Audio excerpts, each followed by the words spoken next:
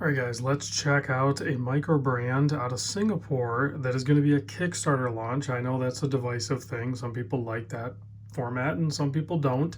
So regardless of your feelings on that, if you don't, then I don't know why you're watching. You can just click off the video right now. But if you're open-minded and searching for good deals via the Kickstarter campaigns, this is one to potentially watch for sure. I'll let you be the judge of it, but it's a very retro style chronograph using the Seiko VK Mecha Quartz, the 64, and it's well done. I like this particular colorway here. There's going to be a few other options, of course, but the stainless steel brushed and polished case with this very deep, almost like British Racing green colorway on the dial with the white subdials just works. It works for me for some reason. I don't know.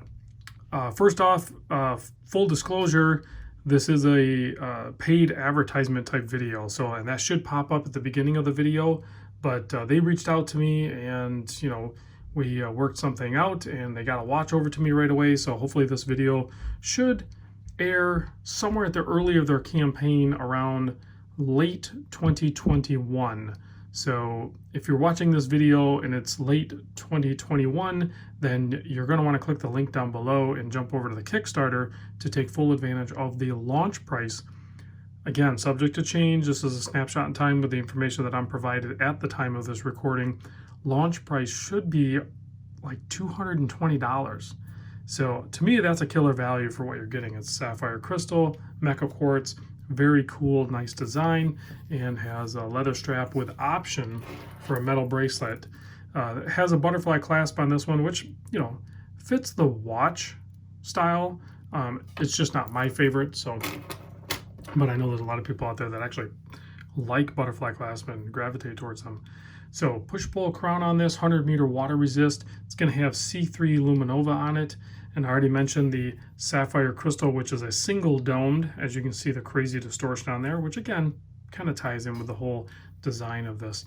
40-millimeter case, so that's going to work for a lot of people for sure. 46.4-millimeter lug to lug. It's 13-millimeter thick, but that's including that domed sapphire crystal. 20-millimeter lug width here, so you can put different straps on it to your heart's content.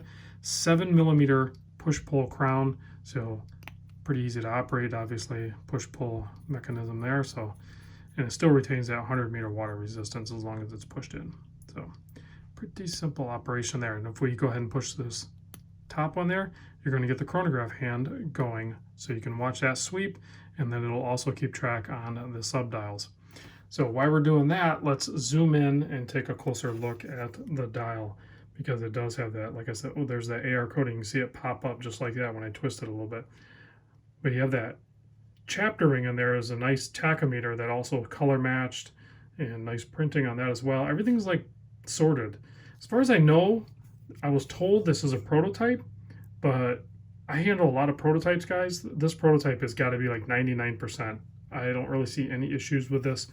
There's some left over there, blue coating on there. I'm not sure why they didn't use a blue coating that I can just like peel off. I had to like take it off with alcohol or something to get that blue off there. So it needs a little more work there, but here's a look at the case back. And this model is called the Orbit. It's the OSO Orbit. So you can see special edition, Japan hybrid movement, sapphire crystal. And you can see you have like a mountain range there. And then of course you have some different planets there, and it kind of displayed their orbital pattern. So it is the OSO Orbit. Quick release spring bars on this guy.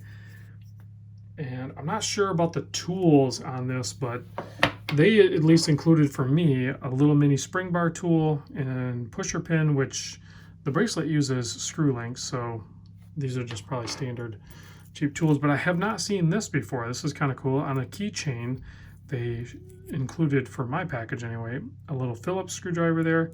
This is probably very similar to what you would have for like a eyeglass kit or something, but kind of cool that it's just on a keychain, and then a flat-headed blade there, which would work for your bracelet. So that's kind of cool. Instead of having like a big travel one, you can have that just right on your keychain. So let me pop this bad boy on my 7 1/4 inch wrist real quick.